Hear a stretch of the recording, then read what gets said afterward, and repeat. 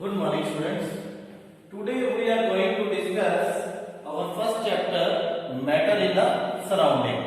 In the first video, we studied about the matter, their properties. Now, I am telling you about some of the properties of the matter. Number one is rigidity. Rigidity कहने का मतलब क्या होता है बेटा? Rigid रहना, rigid यानी किसी चीज के ऊपर एकदम से स्टिक रहना, ना तो इधर जाना ना उधर जाना। अगर कोई चीज इधर या उधर नहीं जा सकती तो इसका मीनिंग क्या है? वो क्या करती है बेटा?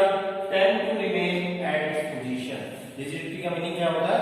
The property of a substance due to which a substance tends to remain at its position. मान लीजिए मैं अपनी पोजीशन पे खड़ा हूं और मैं इधर नहीं जा रहा ना ही उधर जा रहा हूं, तो मैं क्या प्रोसेस कर रहा हूं बेटा? रिजिडिटी को प्रोसेस कर रहा हूं। जैसे एक स्टोन है बहुत बड़ा, एक बहुत बड़ा पहाड़ है, वो ना तो अपनी जगह से हिलता है ना कोई उसको हिला सकता है, तो वो क्या शो कर रहा है बेटा? रिजिडिटी कहते शो करता है। दूसरा है बेटा fluidity, the property of a substance due to which it can flow, यानी कि किसी प्रॉपर्टी के कारण से वो क्या करता है? फ्लो, यानी कि एक जगह से दूसरी जगह तक जा सकता है। उस प्रॉपर्टी को हम क्या कहते हैं बेटा? फ्लूइडिटी के नाम से जाना जाता है। ये दो बहुत इंपॉर्टेंट प्रॉपर्टीज हैं किसकी? स्टेट्स की, स्टेट्स ऑफ मैटर की। स्टेट्स ऑफ मैटर में अगर हम बात करें तो there are 5 states of matter. One is solid, liquid, gas, plasma and DEC. That will be discussed later. Now theories related to the states of matter. अब हम कहते हैं कि कोई चीज सॉलिड है, कोई चीज लिक्विड है, कोई चीज गैस है, वो कैसे है? तो सबसे पहले उसके लिए कुछ थ्योरीज होती हैं। विदाउट थ्योरीज हम कह नहीं सकते कि कोई चीज सॉलिड है, कोई चीज लिक्विड है, कोई चीज गैस है। तो सबसे पहली जो थ्योरी है बेटा, इंटरमोलिक्यूलर स्पेस थ्योरी। अब इंटरमोलिक्यूलर स्पेस क्या होता है मैं आपको बताता हूं। देखिए क्या होता है कि कोई भी सब्सटेंस, आपने पिछले वीडियो में भी सीखा होगा कि कोई भी सब्सटेंस कैसे बनता है बेटा? पार्टिकल से बनता है। उन छोटे छोटे पार्टिकल्स को अगर हम बात करें तो पार्टिकल्स 2 टाइप्स के होते हैं बेटा जनरली। एक होता है एटम और दूसरा होता है बेटा मॉलिक्यूल्स। और एक सॉलिड में वो पार्टिकल्स या एक सब्सटेंस में वो पार्टिकल्स क्या होते हैं? अरेंज होते हैं। अगर हम ऐसे बनाएं एक डायग्राम, इसमें ये जो हम सर्कल दिखा रहे हैं छोटे छोटे, ये हमारे क्या है बेटा? पार्टिकल्स। अब इन पार्टिकल्स के बीच में जो स्पेस होता है, ये वाला जो स्पेस, खाली जगह है, इसको बोलते हैं इंटर मॉलिक्यूलर और इंटर पार्टिकल स्पेस। सबसे पहली थ्योरी क्या काम करती है बेटा?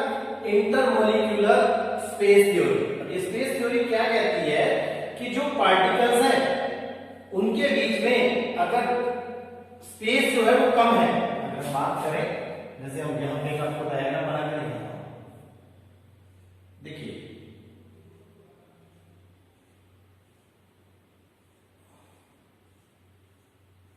तो देखिए यहां स्पेस जो है लो है।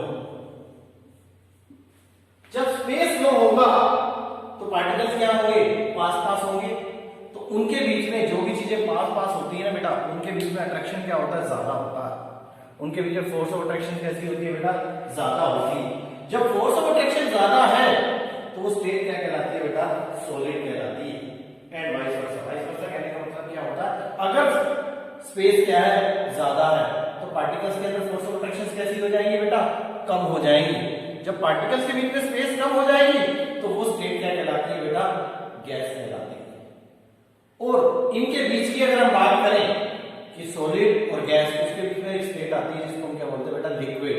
उनके अंदर जो स्पेस रहता है वो लो की जगह क्या आएगा बेटा? मॉडरेट। और फोर्स ऑफ अट्रैक्शन भी कैसी हो जाती है बेटा? मॉडरेट हो जाती है। मॉडरेट कहने का मतलब दोनों के बीच की, ना तो वो सॉलिड जितनी हाई होती है ना वो गैसेस जितनी लो होती है। तो उस समय जो फोर्स ऑफ अट्रैक्शन कैसी रहती है? मॉडरेट रहती है। That lies between solid and gas. तो उस स्टेट को हम क्या बोलते हैं बेटा? लिक्विड बोलते हैं। तो जो काइनेटिक एनर्जी थ्योरी है दूसरी, तो नेचुरली सी बात है, आप एक बात बताइए बेटा, ध्यान से सुनिए। अगर फोर्स ऑफ अट्रैक्शन ज्यादा है, मान लीजिए यहां देखिए पार्टिकल्स ने, ये मैं अपने हैंड को क्या मान रहा हूं, एक पार्टिकल मान रहा हूं। अब पार्टिकल ने दूसरे को पकड़ रखा है, तो फोर्स ऑफ अट्रैक्शन क्या है, हाई है। तो क्या ये फ्रीली मूव कर पाएंगे? नहीं। अगर वो फ्रीली मूव ही नहीं कर पाएंगे तो जो स्टेट कहलाएगी वो क्या कहलाएगी बेटा? काइनेटिक एनर्जी क्या होगी बेटा? कम होगी। जब काइनेटिक एनर्जी कम होगी, काइनेटिक एनर्जी करने का मतलब मूव करना, मूव अगर वो कम कर पाएंगे तो स्टेट क्या कहलाएगी बेटा? सॉलिड कहलाएगी। इसी तरह अगर बात करें वाइस वर्सा के बारे में, वाइस वर्सा कहने का मीनिंग क्या है?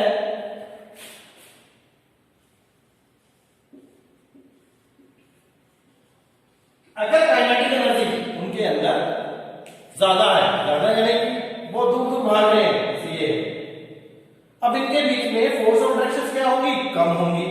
जब फोर्स ऑफ अट्रैक्शन कम होंगी तो हमने पहले ही बता चुके हैं कि फोर्स ऑफ अट्रैक्शन कम होंगी तो स्टेट कैसी होगी बेटा? गैसियस स्टेट होगी। तो generally these are the two theories वो जो एक्सप्लेन करती हैं इसको, स्टेट ऑफ मैटर को।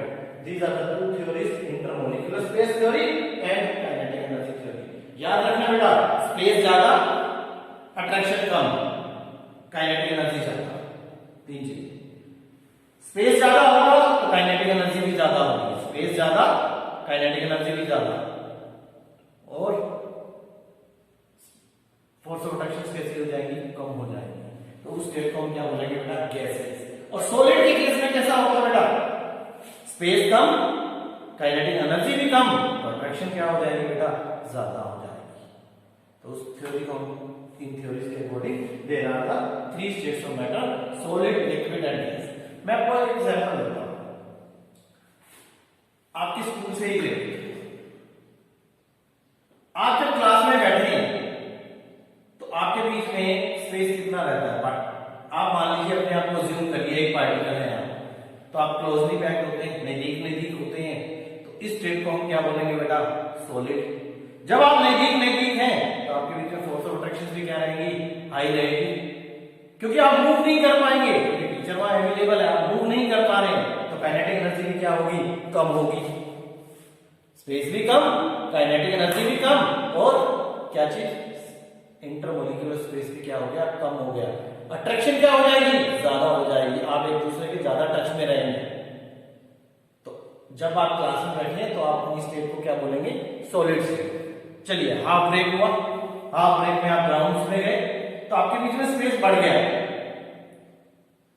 काइनेटिक एनर्जी भी बढ़ गई, फोर्स ऑफ अट्रैक्शन कम हो गई, तो उस स्टेट को आप बोलेंगे लिक्विड। क्योंकि आप स्कूल में अवेलेबल है, स्कूल में अवेलेबल है, चाहे आप थोड़े से डिस्टेंस पे रहेंगे एक दूसरे से, लेकिन जब आपकी फुल बेल बज जाती है, आप घर चले जाते हैं, तो कोई कौन से गांव का है, कोई कौन सी जगह का है, कोई कौन सी जगह का है, तो आपके बीच में स्पेस तो क्या है? बहुत ज्यादा हो गया। Now you are free to move, आप कहीं भी जा सकते हैं, आपकी काइनेटिक एनर्जी क्या होगी? ज्यादा होगी। आपके बीच में स्पेस क्या होगा? बहुत ज्यादा होगा, और आपके अंदर फोर्स ऑफ अट्रैक्शन क्या हो जाएगी? कम हो जाएगी। देन उस स्टेट को आप क्या बोलेंगे बेटा? गैसियस स्टेट के नाम से अगर आप उसको डिस्क्राइब करेंगे। Clear topic? Next is diffusion. Diffusion क्या होता है बेटा? Spreading and mixing of the particles. Particles क्या हो जाते हैं? फैल जाते हैं और मिल जाते हैं। उस प्रोसेस को हम क्या बोलते हैं बेटा? स्प्रेडिंग। उसको हम क्या बोलते हैं बेटा? स्प्रेडिंग एंड मिक्सिंग को क्या बोलते हैं? डिफ्यूजन। डिफ्यूजन का मतलब मिल जाना। अब एक बात बताइए मुझे, आप वॉशरूम के पास से जाते हैं तो you feel the smell of urine, आपको स्मेल आती है। वो क्यों आती है? डिफ्यूजन के कारण से होती है बेटा। यूरिन के अंदर क्या होता है? केमिकल होता है जिसको बोलते हैं यूरिया। वो यूरिया की अपनी स्मेल होती है।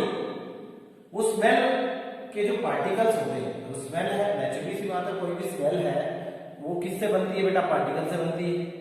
यूरिया एक सब्सटेंस है, सब्सटेंस के अंदर क्या होते हैं बेटा? पार्टिकल्स होते हैं। वो पार्टिकल्स क्या होंगे? एयर के अंदर मिक्सअप हो जाते हैं। जब वो मिक्सअप होंगे उसके बाद वो क्या करते हैं? दूर दूर फैलते हैं, और फैलने से क्या होता है? वो आपकी नोज तक पहुंचते हैं, और आपको क्या फील होती है बेटा? स्मेल। अब डिफ्यूजन ऐसे नहीं होता। डिफ्यूजन में एक कंडीशन है, क्या है बेटा? Spreading and intermixing. अब स्प्रेडिंग एंड इंटरमिक्सिंग के लिए मैं आपको दो चीजें बताता हूं। जो रेट ऑफ डिफ्यूजन होता है वो टेंपरेचर के डायरेक्टली प्रोपोर्शनल मम्मी किचन में खाना बनाती है आपकी तो आपको स्मेल फील होती है, लेकिन फ्रिज में पड़े हुए खाने की स्मेल नहीं आती। क्यों नहीं आती? क्योंकि जो हॉट फूड होता है उसका टेम्परेचर क्या होता है बेटा, हाई होता है, और जो कोल्ड फूड होता है उसका टेम्परेचर क्या होता है बेटा, कम होता है। तो मैं आपको यहाँ बताने जा रहा हूँ कि रेट ऑफ डिफ्यूजन होता है वो डायरेक्टली प्रोपोर्शनल में चलता है किसके, टेम्परेचर में। जितना टेम्परेचर ज्यादा होगा उतने पार्टिकल क्या होंगे, ज्यादा मिक्सअप होंगे। जितने पार्टिकल ज्यादा मिक्सअप होंगे उतने ज्यादा वो स्प्रेड करेंगे। इसलिए ये रीजन होता है कि आप क्या होते हैं, हॉट फूड की स्मेल को महसूस कर सकते हैं और ठंडे की स्मेल नहीं आती। दूसरा होता है rate of diffusion directly proportional होता है kinetic energy of the particle. तो सबसे ज्यादा काइनेटिक एनर्जी ऑफ पार्टिकल किसका होगा बेटा, गैसेस का। दूसरा लिक्विड का। देन फिर किसका होता है, सबसे कम किसकी होती है बेटा, सॉलिड की। तो रेट ऑफ डिफ्यूजन सबसे ज्यादा किसके अंदर होगा बेटा, गैसेस के अंदर। तो इसलिए आप एयर के अंदर स्मेल महसूस कर सकते हैं, पानी के अंदर भी स्मेल आती है, लेकिन कोई सॉलिड है, अगर मान लीजिए ये बेंच है या ये बोर्ड है, इसके ऊपर इसके अंदर में कोई चीज डाल दूं तो क्या आपको स्मेल आएगी, नहीं आएगी। क्यों नहीं आएगी, क्योंकि रेट ऑफ डिफ्यूजन क्या होगा, बहुत कम होगा। जितना रेट ऑफ डिफ्यूजन ज्यादा होगा उतने आपको स्मेल ज्यादा महसूस होगी। इसलिए आपको आइए दो क्वेश्चन के आंसर लिखने हैं बेटा। Why do you feel the smell of hot cook food, मैंने आपको अभी एक्सप्लेनेशन दी है। The temperature of hot and hot cook food is high, so rate of diffusion is high, so the particles intermix faster than particles of the cold food, so we feel the smell of hot cooked food. दूसरा, why do you feel of smell of agarbatti, because of diffusion. Due to diffusion the particles of the gases, the smell of agarbatti mixed with particles of the air and reach to our nose and we can feel the smell. इनका सबसे नीचे वाले का answer क्या है, because of diffusion. इसका answer क्या है, बिकॉज ऑफ टेम्परेचर। डिफ्यूजन बेटा सब में होता है, सॉलिड में भी होता है, लिक्विड में भी होता है और गैसेस में भी होता है, लेकिन सबसे ज्यादा डिफ्यूजन किसके अंदर होता है बेटा, गैसेस के अंदर होता है। ये हमारा आज का टॉपिक है। कल हम अपने टॉपिक को आगे फॉरवर्ड करेंगे। वो टॉपिक रहेगा हमारा difference between solid, liquid and gas. Thank you बेटा।